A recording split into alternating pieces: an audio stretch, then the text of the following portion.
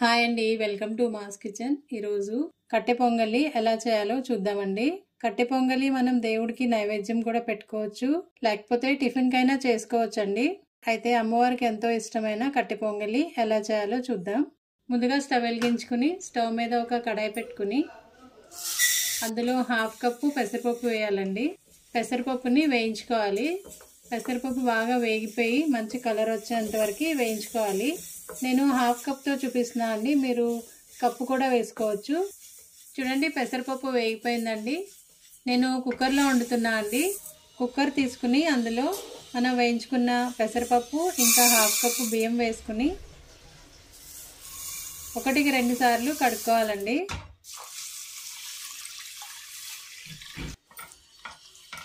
తర్వాత ఇందులో 4 కప్పుల వరకు నీళ్లు పోసుకుని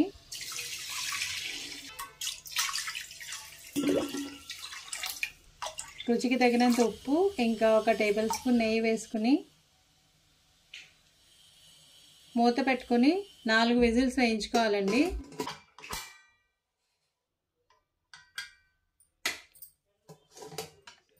చూడండి, రైస్ ఇంకా పప్పు ఉడికిపోయిందండి. ఇప్పుడు స్టవ్ మీద ఒక చిన్న కడాయి పెట్టుకుని అందులో 3 టేబుల్ స్పూన్ల వరకు నెయ్యి వేసుకోవాలి. నెయ్యి ఎంత వేసుకుంటే అంత టేస్టీగా ఉంటుందండి కట్టె పొంగలి. నెయ్యి ఇంకా ఆయిల్ 2 వేసుకోవచ్చు, కానీ నేను నెయ్యి ఒక్కటే వేసుకున్నా అండి. నెయ్యి మెల్ట్ అయిన తర్వాత అందులో 1/2 స్పూన్ వరకు మిరియాలు వేసుకోవాలి. తర్వాత అల్లం ముక్కలు వేసుకోవాలండి. ఫస్ట్ వీటిని బాగా వేయించుకోవాలి. వీటి ఫ్లేవర్ దిగితేనే మనకి కట్టె పొంగలికి టేస్ట్ వస్తుందండి. ఇవి కొంచెం వేగిన తర్వాత 1 స్పూన్ వరకు జీలకర్ర వేసుకోవాలి. జీలకర్ర కూడా బాగా వేయించుకోవాలండి. తర్వాత ఎండుమిరపకాయలు, జీడిపప్పు వేసుకోవాలి. జీడిపప్పు ఆప్షనల్ అండి. జీడిపప్పు కూడా వేగిన తర్వాత పచ్చిమిరపకాయలు చిన్న ముక్కలుగా కట్ చేసుకుని వేసుకోవాలి. వేయించుకోవాలండి 2 నిమిషాలు.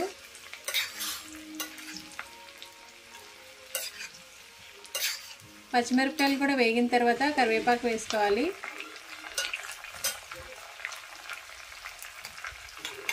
లాస్ట్లో కొంచెం ఇంగు వేసుకోవాలండి. ఒక 2 నిమిషాలు వేయించిన తర్వాత ఇప్పుడు మనం ఉడకబెట్టుకున్న అన్నంలో వేసుకోవాలండి. మొత్తం ఒకసారి కలుపుకోవాలి. ఇంతే అండి, కట్టె పొంగలి చాలా బాగుంటుంది. ఒకసారి ట్రై చేయండి. వీడియో నచ్చితే ఒక లైక్ చేయండి. Thanks for watching.